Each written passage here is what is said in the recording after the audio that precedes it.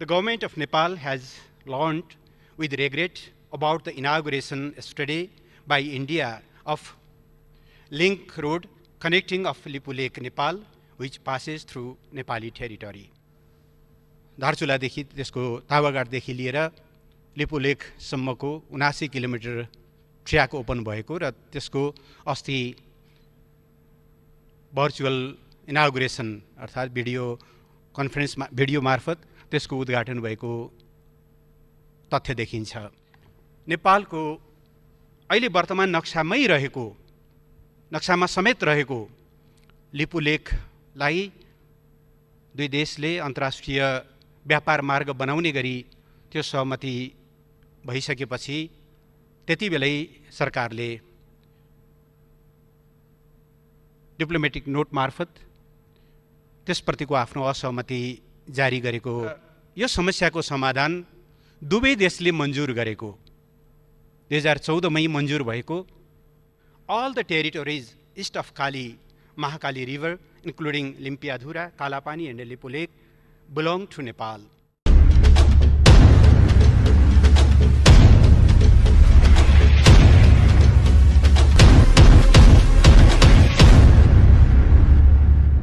मान्य सदस्यहरू, प्रतिनिधि सभाको आजको बैठकको कारबाही प्रारम्भ हुन्छ। सर्वप्रथम मान्य परराष्ट्र मन्त्रीले सार्वजनिक महत्त्वको विषयमा बोल्ने कार्यक्रम रहेको छ। अब म उहाँलाई समय दिन्छु। सम्मानीय सभामुख महोदय, यस सम्मानित सदन समक्ष एउटा महत्त्वपूर्ण सार्वजनिक महत्त्वको विषयमा सरकारको औपचारिक दृष्टिकोण प्रस्तुत गर्न उपस्थित भएको छु। सम्मानीय सभामुख महोदय, अहिले सिङ्गो विश्व कोभिड-19 अर्थात् कोरोना भाइरसको महामारी विरुद्ध अत्यन्त कठिन लडाईँ लडिरहेको छ र दक्षिण एसियाका हामी सबै मुलुकहरू पनि त्यही महामारीको विरुद्ध एकमात्र कार्यसूची बनाएर एकमात्र प्राथमिकता बनाएर लडिरहेका छौँ।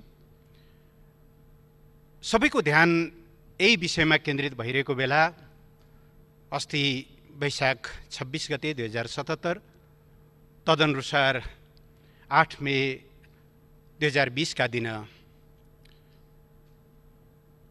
भारतले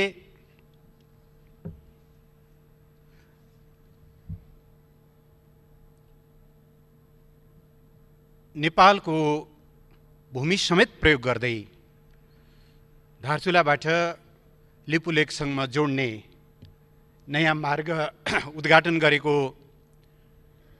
समाचार सार्वजनिक भइसकेपछि सबै देशभक्त नेपालीहरूमा एउटा गहिरो चिन्ता र व्यापक चासो प्रकट भएको छ। पृष्ठभूमिमा हेर्दा यो बाटो सम्बन्धी निर्णय भारत सरकारले सन् 2005 मा गरेको र 2008 देखि औपचारिक रूपमा निर्माण कार्य सुरु गरेको देखिन्छ र 2014 देखि यसले नयाँ गति लिएको, तीव्रता लिएको समेत घटनाक्रमहरूले प्रश्न पारेका छन्। यस सन्दर्भमा एउटा महत्त्वपूर्ण विषय म सम्मानीय सभामुख महोदय मार्फत सदन समक्ष राख्न चाहन्छु। नेपालमा 25 अप्रिल 2015 का दिन विनाशकारी भूकम्प गयो र त्यो भूकम्पको क्षतिको विरुद्ध राहत र उद्धारमा नेपाल जुटिरहेको बेला भूकम्पको करिब 20 दिनपछि भनौँ 15 मई 2015 को दिन भारत र चीन, भारतका प्रधानमन्त्रीज्यूको चीन भ्रमणको सिलसिला पारेर एउटा संयुक्त वक्तव्य जारी भएको छ, जसको बुँदा नम्बर 28 मा The two sides recognized that enhancing border areas cooperation through border trade, pilgrimage by people of the two countries, and other exchanges can effectively promote mutual trust and agreed to further broaden this cooperation so as to transform the border into a bridge of cooperation and exchanges. The two sides agreed to hold negotiation on augmenting the list of traded commodities and expand broader trade at Nathula, Siangla Lipulek Pass, and Sipkila भन्ने उल्लेख गरिएको थियो। अर्थात् नेपालको अहिले वर्तमान नक्सामा समेत रहेको लिपुलेखलाई दुई देशले अन्तर्राष्ट्रिय व्यापार मार्ग बनाउने गरी त्यो सहमति भइसकेपछि त्यतिबेलै सरकारले डिप्लोमेटिक नोट मार्फत त्यसप्रतिको आफ्नो असहमति जारी गरेको कुरा पनि म यहाँ स्मरण गराउन चाहन्छु। त्यसपछि पनि त्यो क्रम रोकिएको देखिँदैन र यही सिलसिलामा अहिले यो धारचुलादेखि त्यसको तावागाडदेखि लिएर लिपुलेखसम्मको 79 किलोमिटर ट्र्याक ओपन भएको र त्यसको अस्ति भर्चुअल इनागुरेसन अर्थात् भिडियो मार्फत त्यसको उद्घाटन भएको तथ्य देखिन्छ। सम्मानीय सभामुख महोदय, यस सम्मानित सदन समक्ष मैले विगतमा पनि भनेको छु, नेपाल सरकार नेपालको वर्तमान सीमा सुगौली सन्धिबाट निर्दिष्ट हो भन्ने ठान्दछ र सुगौली सन्धि भन्दा बित्तिकै सन् 1816 को मार्चको सन्धि, त्यसै वर्षको डिसेम्बरमा भएको पूरक सन्धि, नयाँ मुलुक फर्काउने गरी भएको 1860 को अर्को पूरक सन्धि र दाङको चुरे श्रृङ्खलालाई म्यानेज गर्ने गरी त्यसको सीमा निर्धारण गर्ने गरी गरिएको अर्को 1875 को सन्धि, यी तीनवटा पूरक सहितको सुगौली सन्धिले नेपालको सीमा निर्धारण गरेको हो। त्यस यतापट्टि त्यो सीमालाई परिवर्तित गर्ने गरी अर्को कुनै द्विपक्षीय सन्धि सीमा सन्धि भएको छैन। नेपाल त्यही सुगौली सन्धिका आधारमा त्यो सन्धि, त्यति बेलाका नक्साहरू, प्राप्त ऐतिहासिक तथ्यहरू, प्रमाणहरू, नेपाली जनताले भोगचलन गरेका तिरोहरू र अन्य दस्तावेजहरू र तथ्य र प्रमाणका आधारमा यो समस्याको समाधान गर्नुपर्छ भन्ने मान्यता राख्दछ र नोभेम्बर 2, 2019 मा भारतद्वारा आफ्नो राजनीतिक नक्साको 8औं संस्करण प्रकाशित गरिसकेपछि र त्यो नक्सामा नेपालले भन्दै आएका, मान्दै आएका अर्थात् सुगौली सन्धिले नेपालको पश्चिमी सिमाना काली अर्थात् चलन चल्तीको भाषामा महाकाली जो लिम्पियाधुराबाट निश्रित हुन्छ, त्यसको उद्गम त्यहाँ छ, त्यसदेखि पूर्वपट्टिका सबै भूभागहरू लिम्पियाधुरा, लिपुलेख र कालापानी सहितको क्षेत्र नेपालको भनेर स्पष्ट ढङ्गले आफ्ना मान्यताहरू हामीले त्यो नक्सा पछि थप पुष्टि गर्दै लग्यौँ। हामीले डिप्लोमेटिक नोटहरू पठायौँ र यो समस्याको समाधान दुवै देशले मन्जुर गरेको 2014 मै मन्जुर भएको परराष्ट्र सचिव स्तरीय संयन्त्रबाट टुङ्ग्याइनुपर्छ भन्ने मान्यताका आधारमा हामीले त्यो समस्याको समाधानका लागि निरन्तर कूटनीतिक पहलहरू गरिरहेको बेहोरा म जानकारी गराउन चाहन्छु। यही पृष्ठभूमिमा हामीले प्रस्तावित गरेको डेटको औपचारिक जवाफ समेत प्राप्त नभइकन अथवा नदिइकन अस्ति जुन बाटोको उद्घाटन गरिएको छ, नेपाली टेरिटोरी समेत प्रयोग गरेर यसप्रति नेपाल सरकारको गम्भीर ध्यानाकर्षण भएको छ र त्यस सम्बन्धमा नेपाल सरकारको दृष्टिकोण मैले औपचारिक रूपमा सदन समक्ष प्रस्तुत गर्न चाहन्छु। हामीले हिजो शनिबारको दिन नेपाल सरकारको आधिकारिक दृष्टिकोण देहाय बमोजिम प्रस्तुत गरेका छौँ। म त्यो वाचन गर्ने र यहाँ टेबल गर्ने अनुमति चाहन्छु। The government of Nepal has learned with regret about the inauguration yesterday by India of link road connecting of Lipu Lake, Nepal, which passes through Nepali territory.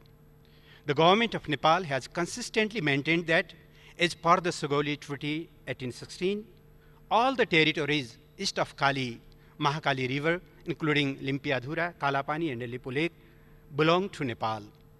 This was reiterated by the government of Nepal several times in the past, and most recently through a diplomatic note addressed to the government of India, dated 20th November 2019, in response to the new political map issued by the latter. This unilateral act runs against the understanding reached between the two countries, including at the level of prime ministers, that a solution to boundary issues would be sought through negotiation. The government of Nepal remains committed to seek diplomatic solution to boundary issues on the basis of the historical treaty, documents, facts, and maps, in keeping with the spirit of close and friendly ties between the two countries. In light of this development, the government of Nepal calls upon the government of India to refrain from carrying out any activity inside the territory of Nepal. It may be recalled that the government of Nepal had expressed its disagreement in 2015 through separate diplomatic notes addressed to the governments of both India and China, when the two sides agreed to include Lipu Lake Pass as a bilateral trade route without Nepal's consent in the joint statement issued on 15th May 2015 during the official visit of the Prime Minister of India to China. The government of Nepal re-emphasized that pending boundary issues between the two countries should be resolved through diplomatic means. With this in mind, the government of Nepal has proposed twice the dates for holding the meeting of the foreign secretaries of the two countries, as mandated by their leaders, for which the response from the Indian side is still awaited. It may be noted that the two governments had constituted the Eminent Persons Group EPG on Nepal-India relations with a mandate to recommend measures and institutional framework with a view to elevating the existing relations to a new height. The group has concluded its task and prepared a consensus report. The government of Nepal is ready to receive the report and believes that it will be in the interest of two countries to implement its recommendations, which will also help address the outstanding issues left by the history, thereby paving the way for ever stronger neighborly relations. Ministry of Foreign Affairs, Singadarbar, Kathmandu, 9th May 2020.